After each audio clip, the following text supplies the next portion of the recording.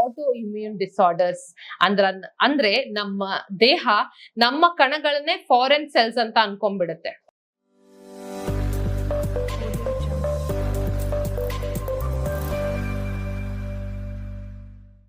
ನಮಸ್ತೆ, ನಾನು ಡಾಕ್ಟರ್ ಅಪೂರ್ವ ಮುಕುಲ್, ಪ್ರಾಣ ಪ್ರಕೃತಿ ಚಿಕಿತ್ಸೆ ಕಲಬುರ್ಗಿಯಿಂದ. ಇವತ್ತಿನ ವಿಡಿಯೋದಲ್ಲಿ ನಾವು ಗಟ್ ಹೆಲ್ತ್ ಅಂದ್ರೆ ನಮ್ಮ ಜೀರ್ಣಕ್ರಿಯೆ ಹೇಗೆ ನಮ್ಗೆ ಸ್ಕಿನ್ಗೆ ಅಫೆಕ್ಟ್ ಮಾಡುತ್ತೆ ಅಂತ ನೋಡೋಣ. ಇದನ್ನ ನಾವು ಗಟ್ ಅಂಡ್ ಸ್ಕಿನ್ ಆಕ್ಸಿಸ್ ಅಂತ ಹೇಳ್ತೀವಿ.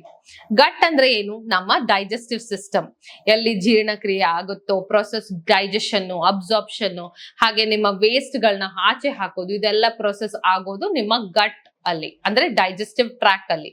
ಈ ಗಟ್ ಹೆಲ್ತ್ ನಮ್ಗೆ ಚೆನ್ನಾಗಿ ಇಲ್ಲದೆ ಇರ್ಬೇಕಾದ್ರೆ ತುಂಬಾ ಜನರಿಗೆ ನಮ್ಗೆ ಸ್ಕಿನ್ ಇಶ್ಯೂಸ್ ಆಗಕ್ ಶುರು ಆಗುತ್ತೆ. ಆಟೋ ಇಮ್ಯೂನ್ ಡಿಸಾರ್ಡರ್ಸ್ ಆಗಿರ್ಬೋದು, ಎಕ್ಸಿಮಾ, ಸೋರಿಯಾಸಿಸ್ ಆಗಿರ್ಬೋದು, ಅಥವಾ ಇನ್ನು ಕೆಲವು ಜನಕ್ಕೆ ಪಿಂಪಲ್ಸ್ ತುಂಬಾ ಜಾಸ್ತಿ ಆಗುತ್ತೆ, ಆಕ್ನೆ, ಇದೆಲ್ಲ ಆಗೋ ಸಮಸ್ಯೆಗಳು ಹೆಚ್ಚಾಗಿ ಇರುತ್ತೆ ಗಟ್ ಹೆಲ್ತ್ ಪ್ರಾಬ್ಲಮ್ ಇದ್ದಾಗ. ಯಾಕೆ ಈ ರೀತಿ ಆಗುತ್ತೆ ಅಂತ ಹೇಳಿದ್ರೆ, ಮೊದಲನೇದು ನಾನು ಆಕ್ನೆ ಅಂತ ಹೇಳಿದೆ, ಪಿಂಪಲ್ಸ್. ಕೆಲವು ಜನಕ್ಕೆ ಹಾರ್ಮೋನಲ್ ಆಕ್ನೆ ಆಗುತ್ತೆ, ಅಂದ್ರೆ ನಾವು ಆ ವಯಸ್ಸಲ್ಲಿ ಇದ್ದಾಗ, ಟೀನ್ ಏಜ್ ಅಲ್ಲಿ ಇದ್ದಾಗ, 16 to 20 years ಆಫ್ ಏಜ್ ಅಲ್ಲಿ ನಿಮ್ಗೆ ಆಗ್ತಾ ಇರುತ್ತೆ. 20 ವಯಸ್ಸು ಆದ್ಮೇಲೆ ಕೂಡ ನಿಮ್ಗೆ ಆಕ್ನೆ ಬರ್ತಾ ಇದೆ ಅಂದ್ರೆ ಅದು ಸಾಧಾರಣವಾಗಿ ಗಟ್ ಹೆಲ್ತ್ ಪ್ರಾಬ್ಲಮ್ ಇರೋದ್ರಿಂದಾನೇ ಆಗುತ್ತೆ. ಯಾಕೆ ನಮ್ಮ ಹೊಟ್ಟೆ ಸರಿ ಇಲ್ಲ ಅಂದ್ರೆ ಯಾಕೆ ಅದು ಸ್ಕಿನ್ ಮೇಲೆ ಕಾಣಿಸ್ಕೊಳ್ತಿದೆ ಅಂತ ಅರ್ಥ ಮಾಡ್ಕೊಳ್ಳೋಣ. ನಮ್ಮ ಗಟ್ ಹೆಲ್ತ್ ಚೆನ್ನಾಗಿರ್ಬೇಕು ಅಂದ್ರೆ ನಮ್ಮ ಗಟ್ ಅಲ್ಲಿ ಒಳ್ಳೆ ಗುಡ್ ಬ್ಯಾಕ್ಟೀರಿಯಾ ಇರ್ಬೇಕು. ಗುಡ್ ಬ್ಯಾಕ್ಟೀರಿಯಾ ಜಾಸ್ತಿ ಇದ್ರೆ ಮಾತ್ರ ಅದು ಬ್ಯಾಡ್ ಬ್ಯಾಕ್ಟೀರಿಯಾನ ತಡೆಗಟ್ಟುತ್ತೆ.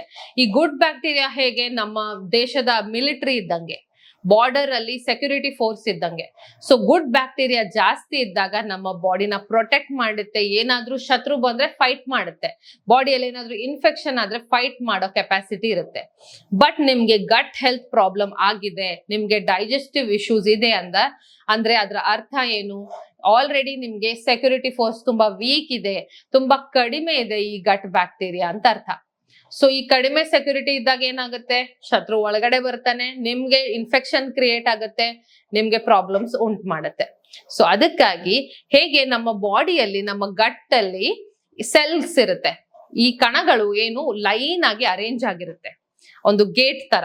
ಗೇಟ್ ಕ್ಲೋಸ್ ಇದ್ದಾಗ ಮಾತ್ರ ಹೊರಗಡೆ ಎಂಟ್ರಿ ಏನು ಮಾಡೋಕ್ಕಾಗಲ್ಲ, ಶತ್ರು ಒಳಗಡೆ ಬರಕ್ಕಾಗಲ್ಲ. ಬಟ್ ಈ ಗೇಟ್ ಹೇಗಿದೆ? ಫುಲ್ ಟೈಟ್ಲಿ ಪ್ಯಾಕ್ಡ್ ಇದೆ, ಕ್ಲೋಸ್ಡ್ ಇದೆ. ಬಟ್ ನಿಮ್ಮ ಗಟ್ ಹೆಲ್ತ್ ಸರಿ ಇಲ್ಲದೆ ಇರುವ ಕಾರಣ ಏನಾಗಿದೆ?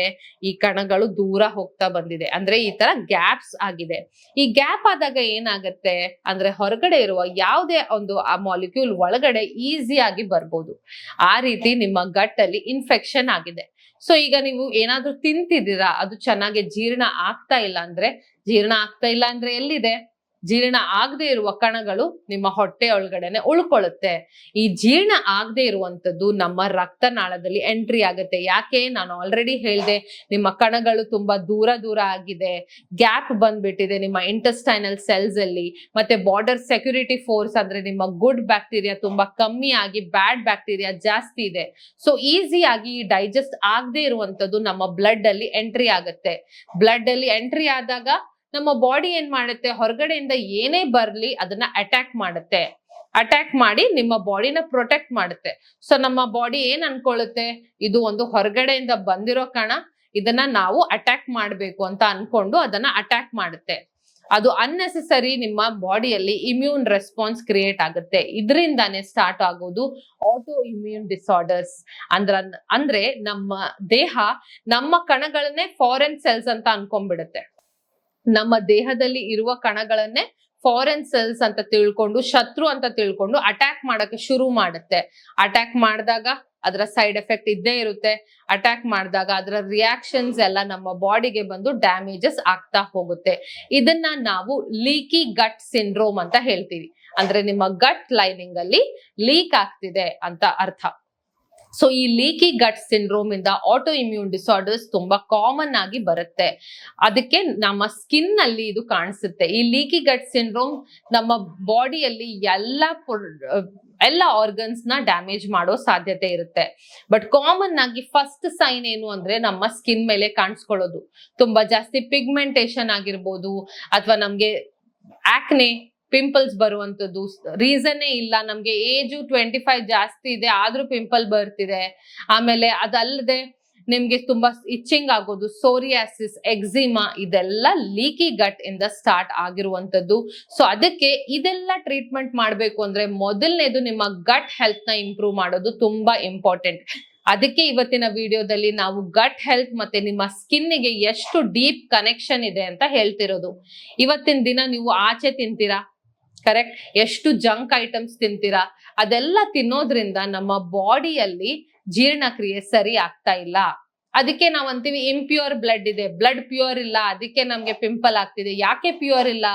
ನಿಮ್ಗೆ ಜೀರ್ಣ ಆಗ್ತಾ ಇರೋದು ಸರಿಯಾಗಿ ಆಗ್ತಿಲ್ಲ. ಸೊ ಜೀರ್ಣ ಆಗದೆ ಇರುವ ಕಣಗಳೆಲ್ಲ ನಿಮ್ಮ ರಕ್ತದಲ್ಲಿ ಹೋಗ್ತಿದೆ, ಅದಕ್ಕೆ ನಿಮ್ಮ ಬ್ಲಡ್ ಇಂಪ್ಯೂರ್ ಆಗಿದೆ. ಬ್ಲಡ್ ಇಂಪ್ಯೂರ್ ಆಗಿರೋದ್ರಿಂದ ಇದೆಲ್ಲ ನಿಮ್ಗೆ ಪ್ರಾಬ್ಲಮ್ ಸ್ಟಾರ್ಟ್ ಆಗ್ತಾ ಬರುತ್ತೆ.